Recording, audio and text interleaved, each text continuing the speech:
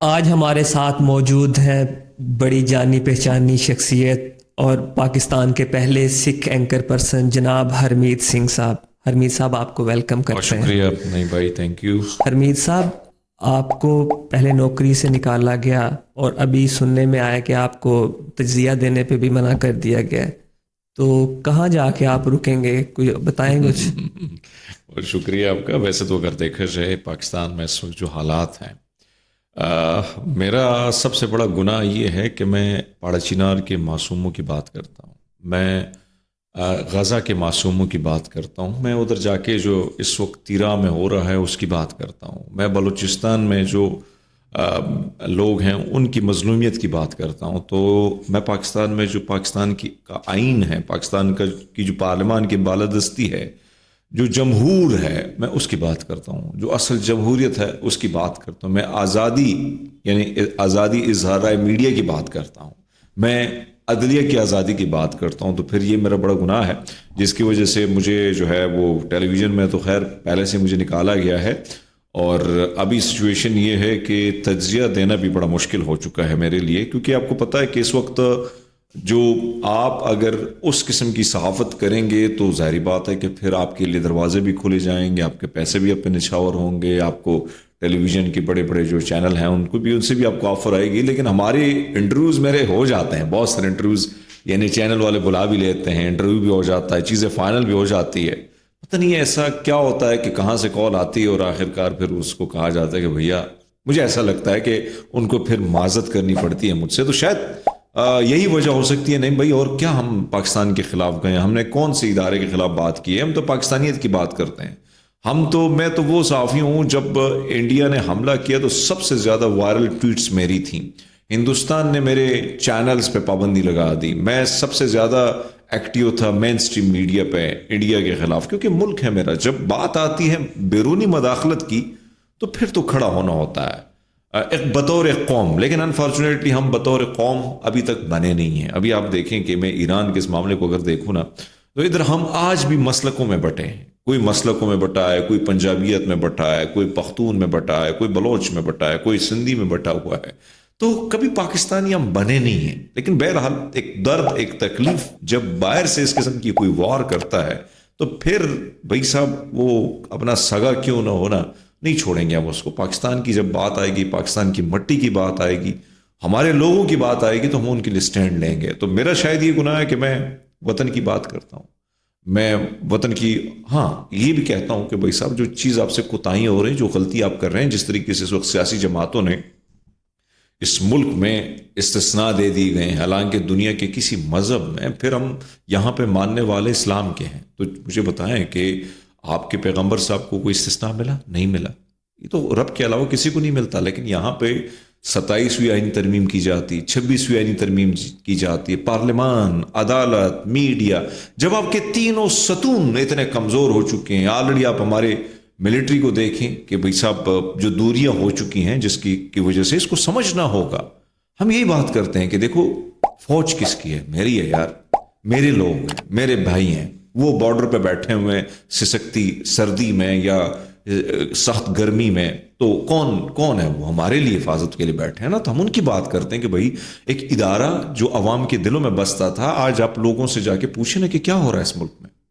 تو اس تکلیف کو جب ہم بیان کرتے ہیں تو شاید وہ تکلیف ان کو پسند نہیں آتی، اور پھر وہ کہتے ہیں کہ یار اس سردار کو نہ آنر نہ کرنا۔ اچھا، مجھے ایک مائنڈ سیٹ کے بارے میں پتہ کرنا ہے کہ جو بھی یہ آزاد ہمارے صحافی ہیں اور جو کھل کے بات کرتے ہیں اور انڈیپینڈنٹ بات کرتے ہیں، مجھے ان کے ایک مائنڈ سیٹ کا پتہ کرنا ہے کہ جس رستے پہ آپ لوگ چل رہے ہیں، ادھر اذیتیں اور تکلیفیں تکلیفیں، ایک مشکل راستہ ہے جس راستے پہ آپ چل رہے ہیں، چلنا چاہتے ہیں، جبکہ دوسری طرف جو لوگ کھڑے ہیں ان کی زندگیاں بھی خوشحال ہیں، پاور بھی ہے، پیسہ بھی ہے، سب کچھ ہے، تو کوئی پاگل ہی ہوگا جو آپ والے راستے پہ چلے گا۔ کیا چیز آپ کو اس طرف لے کے جاتی ہے کہ مصیبتوں، تکلیفوں اور ہر چیز کے باوجود آپ لوگ اس راستے پہ چلتے دیکھیے ہیں؟ جی، آپ تاریخ کو اٹھا کے دیکھیں نا، جب تاریخ آپ پڑھتے ہیں، میں تو ایک ادنا سا طالب العلم ہوں، تاریخ کو جب آپ پڑھتے ہیں تو تاریخ میں آج اگر کوئی زندہ ہے تو ریزسٹنس کرنے والا زندہ ہے، حق اور سچ گوئی کرنے والا زندہ ہے۔ भगत सिंह को आप क्यों याद करते हैं? भगत सिंह ने रेजिस्टेंस की थी हक नाहक के खिलाफ कि भाई ये नाहक बात हो रही है। लेकिन दौलत भी तो बहुत जरूरी है कमाने। देखिए, पैसा, बिल्कुल दौलत, नहीं। ताकत, हर चीज। देखो, यह जब हर इंसान की ना अपनी एक फितरत होती है, अपनी एक सोच होती है, उसी नजरियात की बिना पर वो अपनी जिंदगी गुजारता है। शायद मैं या दीगर सहाफ़ी ऐसे लोग होंगे कि हमें जो चीज़ अच्छी लगती है हम वही करते हैं, अपने ज़मीर की शायद आवाज़ सुनते हैं। हाँ, आपकी बात दुरुस्त है कि बहुत सारे लोगों को ऑफर्स या हमें भी होती हैं, ऐसा नहीं होता कि हमें नहीं होती हैं, लेकिन हम तकलीफ में हैं, एक दुख में, एक तकलीफ में है, और उस तकलीफ को एज अ पाकिस्तानी जब आप समझेंगे ना, तो ये लॉन्ग टर्म की तकलीफ हम सोच रहे हैं। हम ये सोचे कि जो आने वाली जनरेशन है उसके लिए क्या बचा रहे हैं। आपने हर चीज़ बेच डाली। अभी आपके जो बिजली का मामला है, नेपरा ने कल जो वारदात डाली है, तब उसको भी प्राइवेटाइज कर दिया जाएगा। तो आपने तो मुल्क पूरा जो है, एयरपोर्ट आपके बिक चुके हैं, आपका कासिम पोर्ट बिक चुका है, आपका पीआई 10 अरब रुपए में तो बंदा कबाड़ में भी ना ले, यानी कबाड़ में भी बड़ी मुश्किल से आपको जहाज मिलेगा। आपने वो जहाज आपने 10 अरब रुपए में पूरा इदारा बेच डाला। किसको बेच डाला? फौजी फर्टिलाइजेशन को बेच डाला। तो बात यह है कि जो नजरियात होते हैं, जो आपकी सोच और जब आपके इस मुल्क के साथ वाबस्तगी होती है दिली, तो उसमें फिर आपके पैसे और ये जो मराहत हैं, ये जो प्रोटोकॉल हैं, ये जो पावर है ना, इसकी तरफ आपका रुझान नहीं जाता है। आपका दिल धड़कता है अपने मुल्क, अपने वतन के लोगों के साथ, इस मिट्टी के साथ, कि मेरी मिट्टी के जो लोग, उनका गुनाह क्या है? वो भी तो जीना चाहते हैं, वो भी तो जिंदगी गुजारना चाहते हैं, वो भी तो यूरोप की तरह अपनी जिंदगी बसर करना चाहते हैं, वो भी चाहते हैं कि उनका मुल्क खुशहाल हो, उनकी इस मुल्क में तरक्की करे। लेकिन अशराफिया की इस गठजोड़ ने, मुट्ठी भर अशराफिया ने इस मुल्क को जिस तरीके से जकड़ा हुआ है, और 25 करोड़ आवाम जो है वो उसका खमियाजा भुगत रहे हैं, तो हम उन 25 करोड़ आवाम की नुमाइंदगी कर रहे हैं। मैं अपनी बात तो नहीं कर रहा हूं। मैं अगर आज कहूं कि हरमीत सिंह, मैं पाकिस्तान का वाहिद सिख सहाफ़ी हूं जो इंटरनेशनली भी मैं काम कर रहा हूं, तो मैं अगर आज कहूं तो क्या मुझे नहीं अच्छा लगता कि प्रोटोकॉल एंकर वाली सारा कुछ मुझे मिले, या मुझे भी अच्छी सैलरी मिले, लेकिन मुझे तारीख में क्या, किस तरीके से मैं याद होऊंगा, मुझे ये बताएं।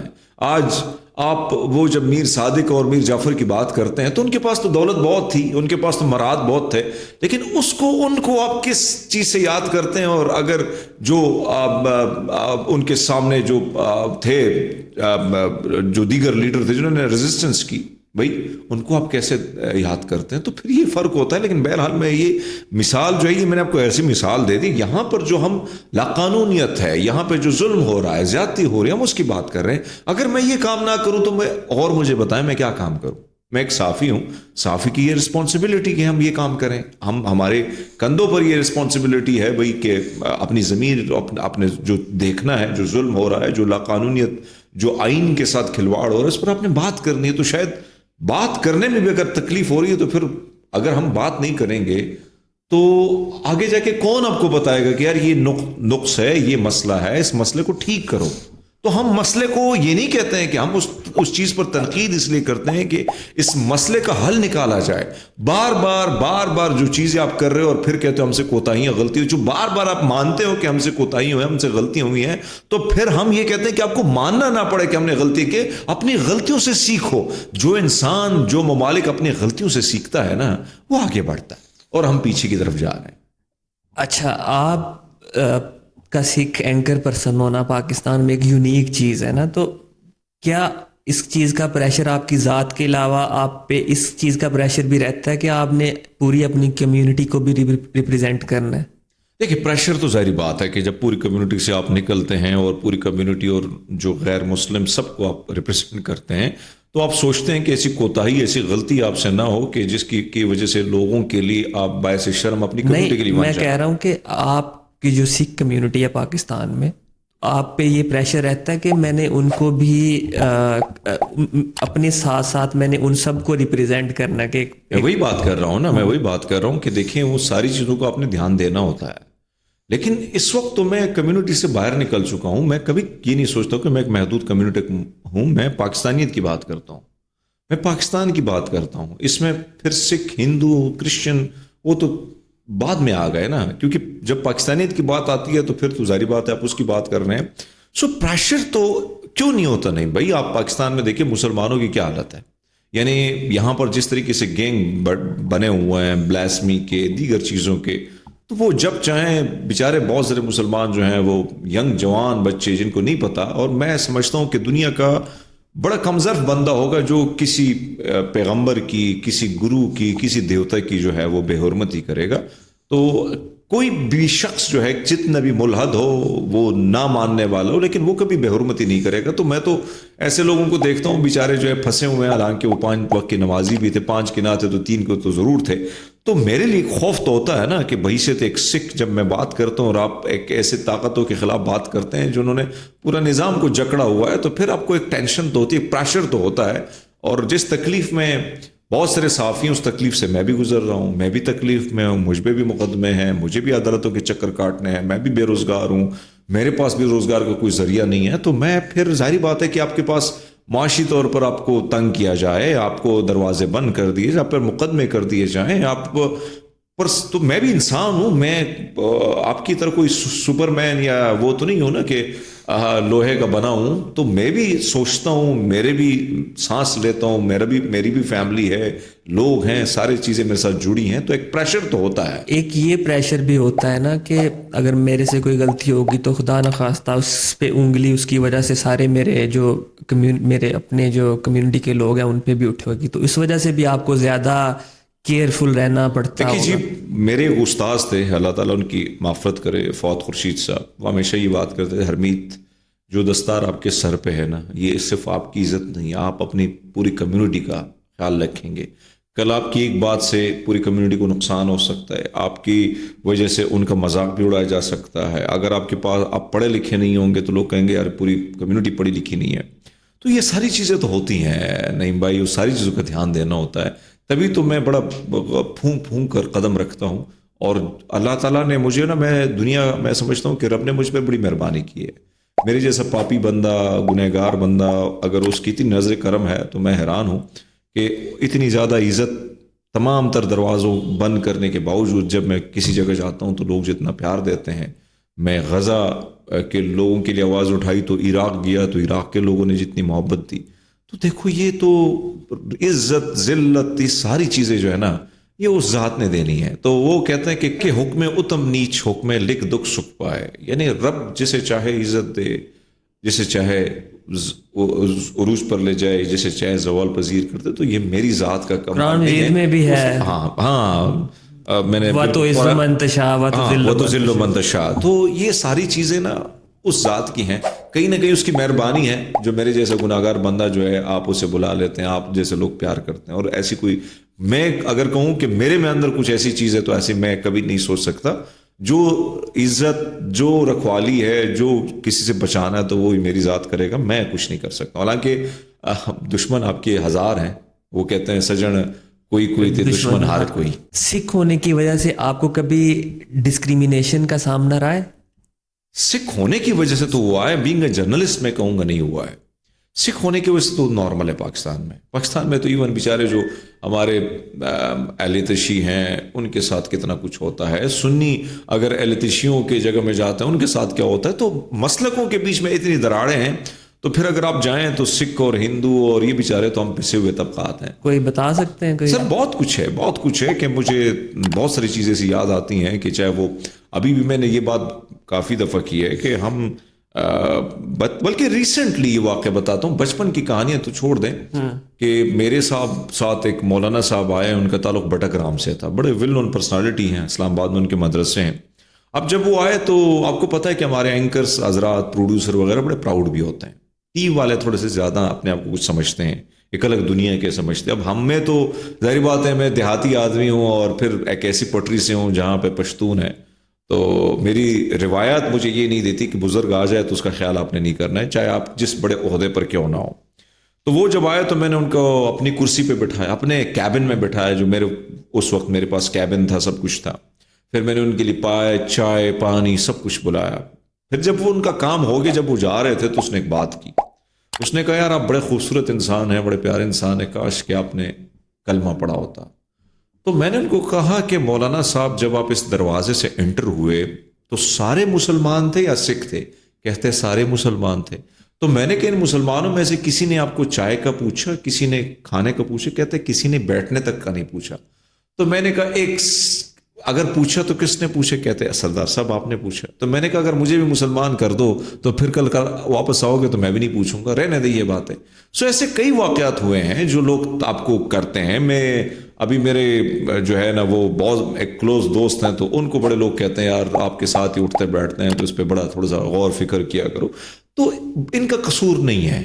بچپن میں آپ لوگوں کو، حالانکہ اسلام کو میں نے اسٹڈی کیا، جو اسلام میں نے پڑھا ہوا ہے وہ شاید یہاں جو پڑھایا جاتا ہے بہت ساری چیزیں جو میں نے نہیں دیکھی ہے کہ قرآن شریف میں، تو وہاں پر تو زبردستی کبھی ہے نہیں ہے. ٹھیک ہے دعوت کی بات ہے، لیکن جس طریقے سے تنگ کیا جاتا ہے وہ ہمیں پتہ ہے. یہ جب آپ مائنورٹی کے بنیں گے نا، جب آپ غیر مسلم بنیں گے تب آپ کو احساس ہوگا. اب جو ہندوستان کا مسلم ہے اس کو یہ احساس ہو سکتا ہے، آپ کو نہیں ہو سکتا کیونکہ آپ میجورٹی میں ہیں. کہ مجھے تکلیف ہے کہ اسکول میں ہمیں تنگ کیا جاتا تھا، بچے تنگ کرتے تھے، ٹیچر سناتے تھے کافر کافر کہہ کے. ابھی بھی کئی جگہوں میں بیٹھے ہوتے ہیں. ابھی میں گیا تھا رحیم یار خان. رحیم یار خان میں تقریباً سارے ڈاکٹر تھے. انہوں نے سہروردی صاحب ہے کینیڈا کے، ان کو بلایا تھا. دعوت دی تھی. تو انہوں نے کہا ارمیت سنگھ آپ میں میرے ساتھ چلیں. اب جب میں نیچے بیٹھا ہوں سٹیج پر ایک ڈاکٹر صاحب، یہ ڈاکٹر صاحب جو ہیں اس نے پورا لیکچر جو دیا وہ غیر مسلموں کے خلاف تھا. اور وہ یہ نہیں دیکھ رہے تھے کہ نیچے غیر مسلم بیٹھا ہوا ہے اور وہ آپ کے رسپیکٹ میں چپ بیٹھا ہوا ہے. اور پھر وہاں پر ایک ڈاکٹر نے کہا کہ ہم یہاں کیا کر رہے ہیں، ہمیں تو فلسطین ہونا چاہیے تھا، ہم کیا مسئلہ ہے ہمارا. تو آخر میں پھر وہی ڈاکٹر کہتا ہے کہ سر یہ بتائے کہ اگر میں کینیڈا جاؤں تو کیسے جاؤں. جانا انہوں نے کینیڈا ہے، جہاد کسی اور سے کرانا ہے، خود نہیں کرانا ہے، لیکن جذباتی باتیں کرنی ہے. تو میں جب باہر آیا تو پروفیسر بڑے کھڑے تھے میرے ساتھ تصویر کھینچنے. میں نے کہا مجھے بڑا افسوس ہوا. کہتے کیوں؟ میں نے کہا آپ لوگ ڈاکٹر ہو کے بھی آپ کے اندر یہ رسپیکٹ نہیں ہے کہ یہ دوسرا بندہ غیر مسلم ہے اور اس کے سامنے آپ جس قسم کی گفتگو کر رہے ہیں اس کے دل پر نہیں لگے گی. آپ چاہ رہے ہیں کہ لوگوں کو ٹھیک کر دیں، آپ تو لوگوں کو اپنے آپ سے دور کر رہے ہیں. تو آپ یہ دیکھیے کہ پڑھے لکھے معاشرے کا یہ حال ہے تو ان پڑھ لوگوں کا کیا حال ہوگا. تو ایسے بہت سارے قصے کہانیاں ہیں. بہت ساری چیزوں میں جب ہم گاڑیوں میں بیٹھتے ہیں، عام لوکل ٹرانسپورٹ میں بھی بیٹھتے ہیں، تو ادھر جب دیکھتے ہیں کہ یار کوئی غیر مسلم بیٹھا ہوا ہے تو پہلے انہوں نے گلنار بیگم کے گانے لگائے ہوں گے یا انہوں نے نازی اقبال کے گانے لگائے ہوں گے، لتا منگیشکر کا گانا لگا ہوگا.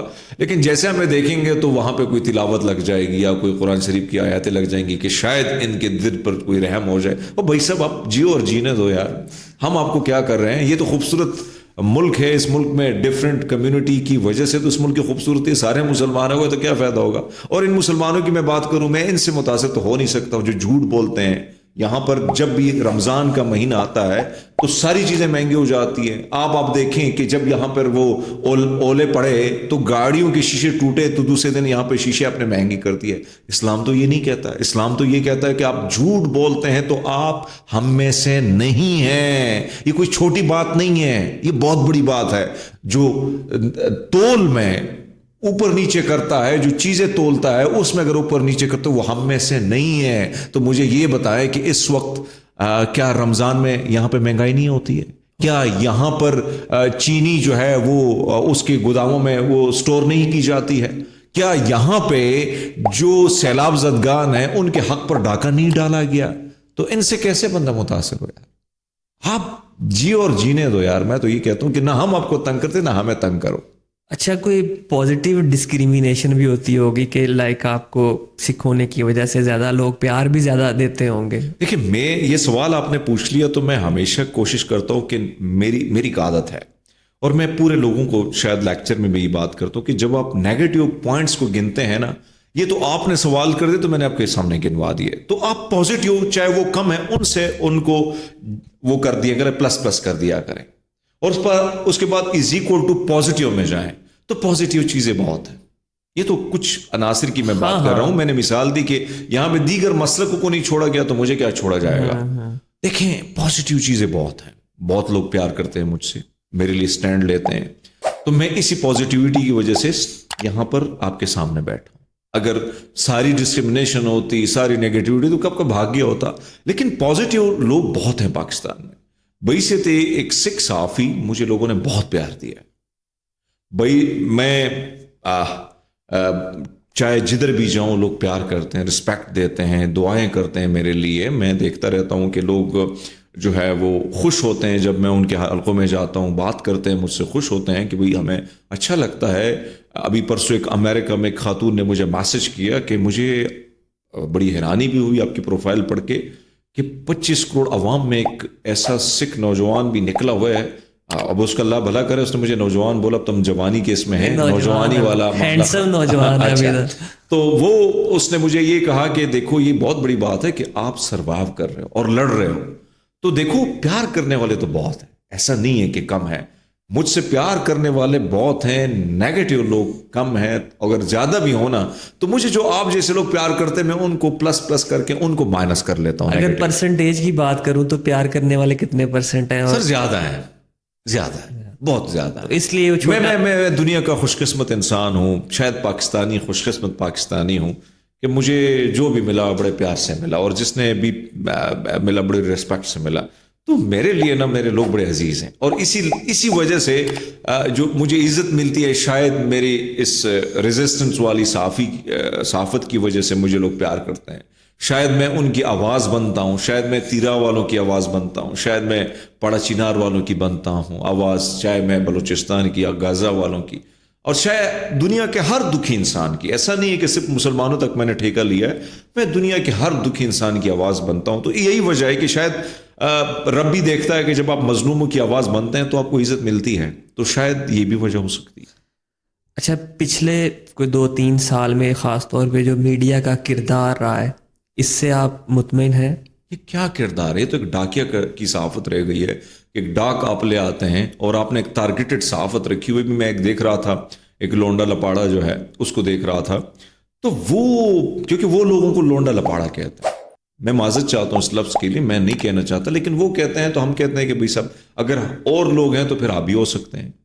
اب وہ مریم نواز کی شادی, بچے کی شادی تھی, تو اس کی تصاویروں پہ لوگوں نے پازیٹیو تنقید کی کہ دیکھیں تیرا میں کیا ہو رہا ہے, حالات پورے ملک کے کیسے ہیں, آپ کا تایا وزیر اعظم ہے, سارا کچھ آپ کے اندر ہے, لیکن جو پنجاب کے حالات ہیں 1400 سے زائد لوگوں کو بے گناہ مار دیا گیا, اس میں سے زیادہ بے گناہ ہیں جو CTD نے مارے ہیں. اسی طرح آپ دیکھیں کہ پنجاب میں ویسے اگر آپ علی پور, جلال پور, ان علاقوں میں جائیں لوگ بھوکے مانگ رہے ہیں. CCD, ہاں سوری, وہ میرے ساتھ ایک نوجوان ہوتا ہے تو اس لیے میرے زبان میں یہ آ گیا. تو علی پور, جلال پور, ان علاقوں میں جو پورا پنجاب ڈوبا, ان لوگوں کو کس نے پوچھا ہے؟ وہ لوگ ابھی پرسوں میں گیا ہوں, لوگ بلک رہے ہیں, سسک رہے ہیں, بھوکے ہیں, ننگے ہیں, بے روزگار ہیں. ملک میں 1 کروڑ سے زائد نوجوان بے روزگار ہے. لیکن آپ اس طرح شائن جو شادی کرتے ہیں تو کم سے کم لوگوں کی حالت بھی دیکھ لیجئے گا کہ لوگوں کے اندر ایک غصہ آتا ہے کہ ہمارے حکمران ہمارے درد کو نہیں سمجھتے, ہماری تکلیف کو نہیں سمجھتے ہیں. تو وہ لونڈا لپاڑا جو ہے وہ جا کے اس قسم کی وہ کہتے ہیں کہ شاید ہم تنقید کرتے ہیں. ہم نے کبھی خواتین اور ہر چیز کو خواتین آپ کیوں آڑے لے آتے ہو؟ جب آپ کے پاس اتنی بڑی اتھارٹی ہوتی ہے, جب آپ ایک منصب پر بیٹھے ہو, تو پھر تو خاتون اور مرد برابر کے شریک ہوتے ہیں. آپ اس خاتون کو نہیں ٹارگٹ کر رہے ہو, آپ اس عہدے کو ٹارگٹ کرو جس کا غلط استعمال ہو رہا ہے. تو دیکھیں صحافت اب یہ ہے کہ کچھ خاندانوں کی تعریفیں آپ نے کرنی ہو, کسی پرسنالٹی کی تعریفیں کرنی ہوگی, تو شاید یہ ہم سے نہیں ہو رہا ہے, اور شاید یہ ہم سے یہ بھی نہیں ہو رہا ہے کہ ہم اس وقت ایک بے گناہ شخص جو جیل میں ڈالا گیا ہے اس کے حوالے سے, اس کے گھر کے حوالے سے, اس کی بیگم کے حوالے سے جو ایک غلط قسم کی ایک تضحیق کی گئی, ایسی غلیظ قسم کی رپورٹنگ کی گئی ہے, اس پر میں رپورٹنگ نہیں کر سکتا کیونکہ میرے گھر میں بھی ماں بہن بیٹیاں ہیں. تو آپ اس قسم کی رپورٹنگ اگر آپ سمجھتے ہیں کہ یہ رپورٹنگ ہے, آپ گنہگار کو گنہگار نہ کہیں اور ظالم کو ظالم نہ کہیں, مظلوم کی حق میں آواز نہ بلند, تو یہ تو رپورٹنگ نہ ہوئی. صبح ایک اسکرپٹ آتا ہے, 1 2 4 5 4 بہت سارے اس قسم کے ڈاکیے صحافی ہیں جو عدالت سے پہلے فیصلہ کر لیتے ہیں کہ فلاں دن فلاں تاریخ کو فلاں ٹائم پہ یہ فیصلہ آئے گا اور پی ٹی آئی کے فلاں شخص کو جو ہے 10 سال کی سزا ہوگی, اور پھر وہی دن آتا ہے اور وہی دن عدالت وہی فیصلہ کرتی ہے جو ان ڈاکیوں نے ڈاک لے کے وہ آتے ہیں. تو یہ تو ڈاکیا ہو گیا. یہ تو وہ آپ کو یاد ہے ہمارے گاؤں میں جب خط آتے تھے وہی خط لے کے آ رہے ہیں, تو یہ تو صحافت نہ ہوگی نا. نہیں بھائی, میں یہ صحافت نہیں کر سکتا, میں معذرت چاہتا ہوں اس کے لیے, شاید میرا گناہ یہی ہے. اگر میں پوچھوں کہ عمران خان صاحب کے لیے اس ٹائم سب سے بہترین ایک سولوشن جو آپ کی نظر میں ہے وہ کیا ہو سکتا ہے کہ سارے وہ کرائسس سے بھی نکل جائیں اور ساری چیزیں سیٹل ہو جائیں؟ دیکھیے عمران خان صاحب جو ہے نا, ان کے لیے مسئلہ اس وقت اگر آپ دیکھیں ایک طرف تو اگر وہ اندر ہیں تو ایک انٹرنیشنل جو سازش ہماری کی گئی، جو لابنگ کی گئی، اس کے تحت اندر ہے، اور اس میں ہماری لوکل اسٹیبلشمنٹ تو شامل ہے، ہماری حکومت ہے، یہ جو پی نون لیگ وغیرہ جو یہ تو بیچارے ٹینشن میں ہیں کہ یہ تیسری جماعت آئی ہے، کیونکہ تیسری طاقتیں کسی کو پسند نہیں ہوتی ہیں کہ وہ کھڑی ہو جائے اور دونوں کے میل ملاپ ہو، اس میں اچانک ایک اور آ جائے تو پھر تو بڑا مشکل ہو جاتا ہے. تو یہ بھی تو نہیں چاہتی ہیں کہ عمران خان باہر نکلے. عمران خان کی اگر میں بات کروں، میں ابھی بھی کہتا ہوں کہ اسٹیبلشمنٹ کو بھی اپنی ضد اس سے باہر آنا ہوگا. عمران خان صاحب کو بھی آنا ہوگا. دنیا کے ہر مسائل جو ہیں، دنیا کے ہر مسائل، بڑے سے بڑا مسئلہ جو ہے وہ ٹیبل ٹاک پہ اس کا سولوشن ہوتا ہے. یہ نہیں ہوتا کہ آپ کہتے ہیں مذاکرات، اور پھر مذاکرات کی آڑ میں آپ پی ٹی آئی کے لوگوں کو پھر گسیڑ لیتے ہیں. ان کے ایک صوبے کے وزیر اعلیٰ پر جس طریقے سے تنقید کی جا رہی ہے مین سٹریم میڈیا پہ، پھر آپ دیکھیں D G S P R صاحب نے جتنی تنقیدیں کی ہیں وہ آپ کو پتا ہے، پھر کبھی ڈرگز مافیا کے ساتھ اس کو جوڑ دیا جاتا ہے. تو ایسے مذاکرات نہیں ہوتے ہیں. عموماً آپ دیکھتے ہیں کہ حکومتیں جو ہیں وہ پازیٹیو سٹیپ اٹھاتی ہیں، وہ نرمی والا سٹیپ اٹھاتی ہیں، اور جو اپوزیشن ہے وہ تھوڑی سخت ہوتی ہے. تو اپوزیشن کے ساتھ آپ کا جو یہ رویہ یہ انتہائی خطرناک. حکومت کو تھوڑا بڑا دل کرنا چاہیے. لچک، یس، حکومت کا بڑا دل ہوتا ہے. بڑا عموماً آپ دیکھیں کہ پنجاب وہ جاتا ہے، اس کے ساتھ جو ظلم ہوتا ہے وہ آپ کے سامنے ہے. کراچی میں پہلے چلو ہم مان لیتے ہیں کہ بلاول بھٹو صاحب نے ایک اچھا وہ رویہ اختیار کیا اس کی گورنمنٹ نے، لیکن پھر بیچارہ جو ہے زیادہ تگڑا تو ہے نہیں. کسی نے کہا ہوگا کہ آپ نے کیوں اجازت دے دی ہے، تو پھر جا کے جو کریک ڈاؤن ہوا، پھر تحریک تحفظ یعنی پاکستان کے بزرگوں کے ساتھ جو کل حیدرآباد میں ہوا ہے وہ آپ کو پتا ہے. تو میں سمجھتا ہوں کہ اس طرح مذاکرات نہیں ہوتے. مذاکرات کے لیے چیزیں سموتھ کرنی پڑتی ہیں، دونوں طرف سے بڑا دل دکھانا پڑتا ہے. تو اس ملک کی خاطر میں کہتا ہوں کہ آپ بڑا دل دکھائیں، بیٹھیں، ٹیبل ٹاک کریں. اس وقت آپ اس کو ڈینائی نہیں کر سکتے ہیں نہیں بھائی کہ پاکستان کی سب سے واحد جماعت ہے جس کے ساتھ اگر آپ ابھی ایک شوشہ چھوڑا جا رہا ہے کہ ہم جو 25 سال کا ووٹر ہوگا آگے نہیں ہوگا، تو بھائی صاحب آپ کیا کر رہے ہیں؟ آپ مجھے بتائیں، آپ 3 نسلوں کا ہی لیڈر ہے وہ عمران خان، 3 نسلوں کا لیڈر ہے بھائی. آپ یہ مت کریں کہ آپ سمجھے کہ اگر وہ جو بزرگ ہیں ان کو ووٹ کا ہم حق دے دیں گے، جوانوں کو دے دیں گے، الفا کو دے دیں گے. وہ چھوٹے چھوٹے تیسری نسل جو آ چکی ہے، چوتھی نسل آ چکی ہے، وہ بھی خان کا نام لے رہی ہے. تو آپ اس کو، بے شک ابھی میں دیکھ رہا تھا کل ٹرکوں کو روکا گیا تو اس پہ خان کی تصویر، تو پٹھان ہمارے بڑے بہادر بھی ہیں اور ڈٹ بھی جاتے ہیں، تو پٹھانوں کو روکا گیا کہ آپ ٹرک سے تصویر ہٹا دے تو ہم آپ کو ہائی وے کی اجازت. انہوں نے کہا نہ دو، ہم ادھر ہی کھڑے رہیں گے، خان کی تصویر ہم نہیں ہٹائے گا. تو آپ تصویریں ہٹا رہے ہیں، اس کا نام مٹانے پر تو لیں. آپ نے 9 مئی کے بعد جو بیانیہ بلڈ کیا، 9 مئی کا بیانیہ بلڈ کرنے کے بعد کیا مجھے بتائیں کہ اس کا کوئی فائدہ ہوا؟ 0. 8 فروری میں لوگوں نے آپ کے منہ پہ چپیڑے ماری کہ بھیا آپ کی یہ اوقات ہیں، آپ جس کو غدار کہتے ہیں ہم اس کے ساتھ کھڑے ہیں. عمران خان از اے لیڈر یار. دنیا میں لوگ انتظار کرتے ہیں کہ ان کی قوم میں ایک لیڈر پیدا ہو جائے. جب وہ لیڈر پیدا ہوتا ہے تو وہ قوموں کو جوڑتا ہے. اس وقت آپ مجھے اپنے دل پر ہاتھ رکھ کے بتائیں کہ پاکستان کا واحد لیڈر عمران خان کے علاوہ کوئی اور نہیں ہو سکتا جو پٹھان کو بھی ایکسیپٹ ہے. پٹھان تو اس کے لیے پاگل ہے، اس میں کوئی شک نہیں ہے. خان بس ان کے نا، وہ کہتے ہیں مر جائیں گے مٹ جائیں گے، خان کو نہیں چھوڑیں گے.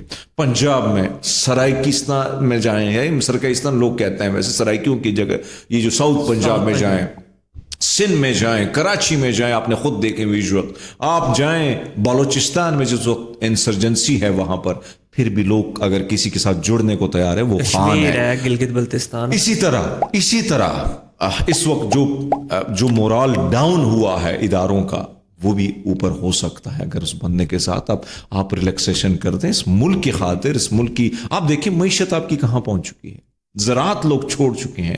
ملک کے حالات کیا ہیں کہ ادھر وہ جو سی ڈی اے والے انہوں نے جو ظلم شروع کیا، وہ اگر آپ دیکھیں کہ لوگ غریب لوگوں سے جس طریقے سے روزگار چھینا جا رہا ہے، تو آپ تو سراسر ظلم کر رہے ہیں.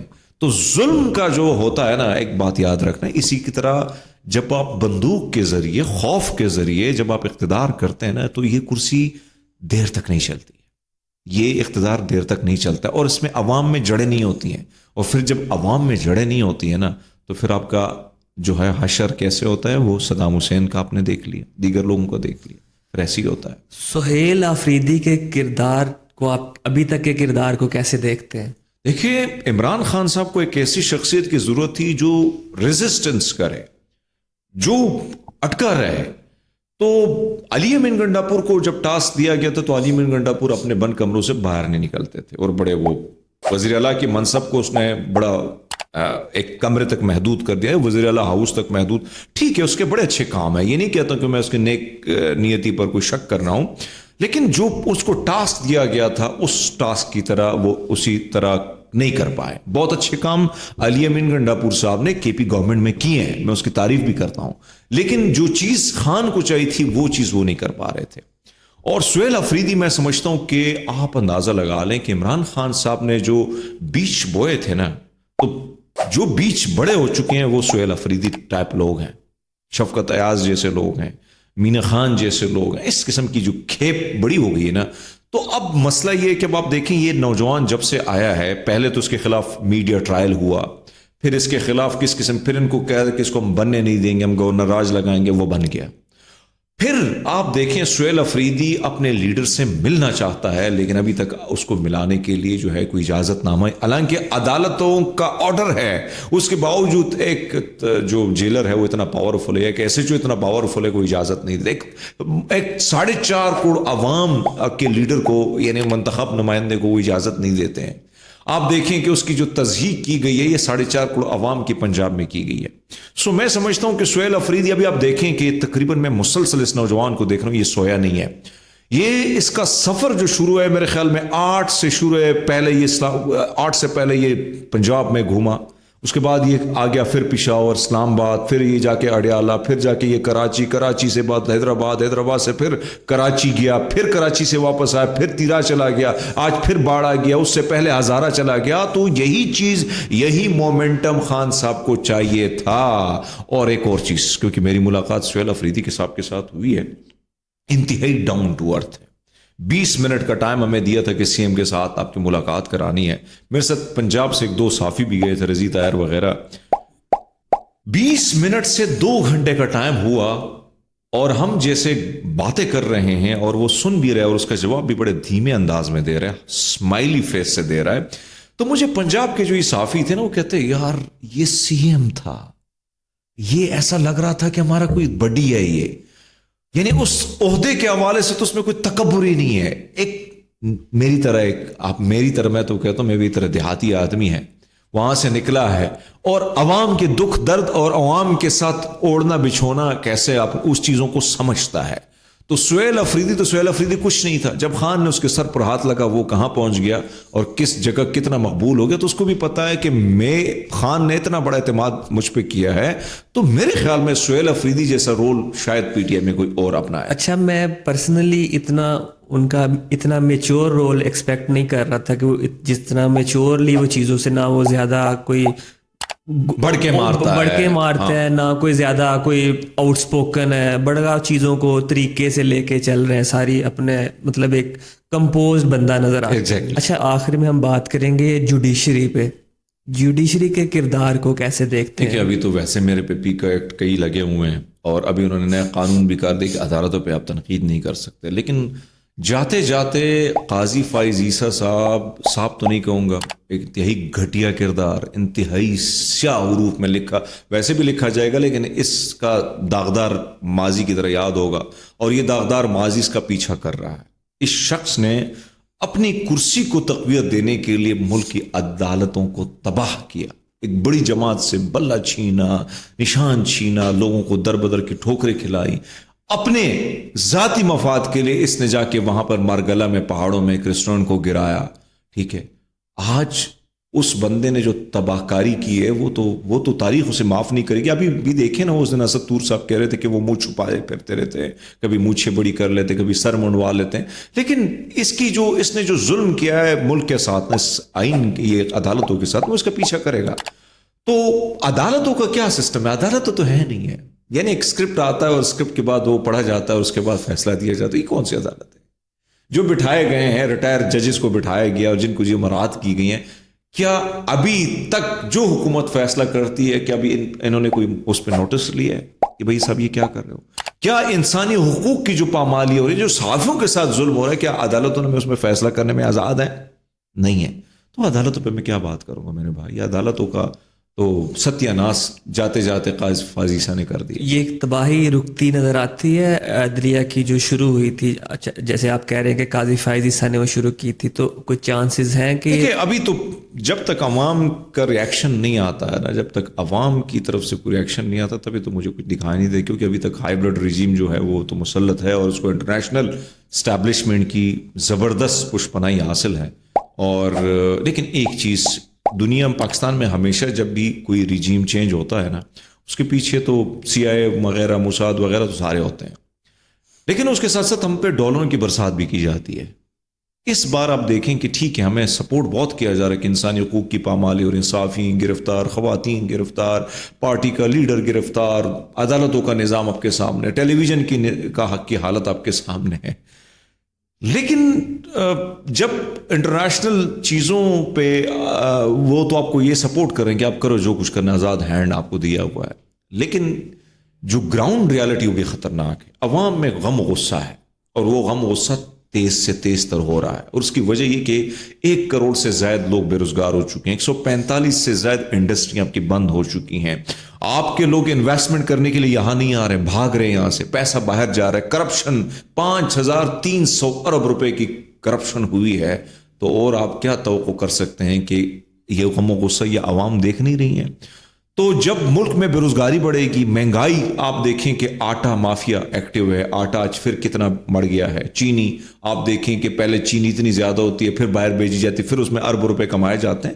تو یہ ساری چیزیں عوام دیکھ رہی ہیں, اور جب عوام کا ریئیکشن آئے گا وہ بڑا خطرناک ہوگا. تو پھر شاید اگر عوام نکلتی ہے اپنے حق کے لیے, اور آپ کے آئین نے آپ کو حق دیا ہے کہ آپ اپنے جو حق ہے, جو پرامن احتجاج کرنا آپ کا حق ہے, تو میرے خیال میں پھر ساری چیزیں جو ہے نا وہ سیٹلمنٹ کی طرف جا سکتی ہیں. لیکن بہرحال اس وقت مجھے فی الحال جو سپورٹ انٹرنیشنلی, تو ساری چیزیں ایسی کچھ عرصے تک جائیں گی. حمید صاحب آپ تشریف لائے, آپ کا بہت شکریہ. تھینک یو جی, بہت شکریہ آپ کا.